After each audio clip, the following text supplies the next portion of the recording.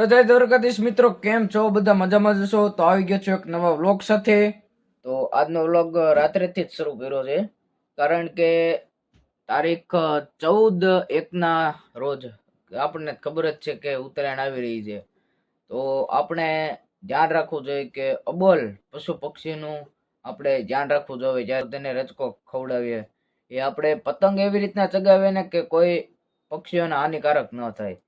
તો આપણે ખાસ ધ્યાન રાખવું જોઈએ. આપણે પતંગ ચગાવતી વખતે જે દોરો છે તે આંગળીમાં વાગે છે અને જે ચીરો પડી જાય છે, તો તે ન થવું. તો આપણે પતંગ વ્યવસ્થિત ચગાવીએ તે પણ આપણે કાળજી રાખીએ.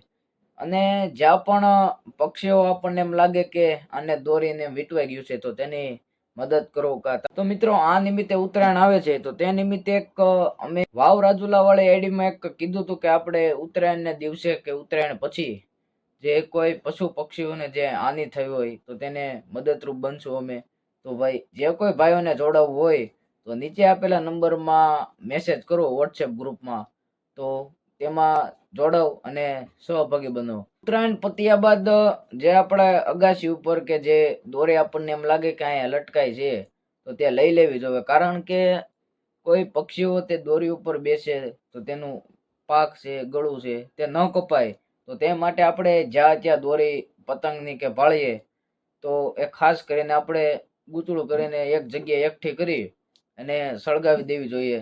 તો આ કાર્ય પણ અમે કરવા જઈ રહ્યા છીએ. વાવ રાજુલા વાળી આઈડી છે ઇન્સ્ટાગ્રામમાં, તો તેમાં અમે આ પ્રયોગ પણ કરી રહેવા જઈ રહ્યા છીએ. તો મિત્રો, આજના વ્લોગમાં તો એટલું બધું કઈ કહેવાનું નહોતું, પણ આ એક કીધું છે તે અપનાવજો, કારણ કે આપણા માટે પણ ઉપયોગી છે અને પશુ પક્ષીઓ માટે પણ ઉપયોગી છે. તો આટલું બધું કઈ આજે વ્લોગમાં નથી કીધું, પણ આ નાનકડી વાત એક ઉતારજો. તો બસ મિત્રો, આજના વ્લોગમાં આટલું જ. મળીએ કાલના નેક્સ્ટ વ્લોગમાં. Thank you so much for watching. By.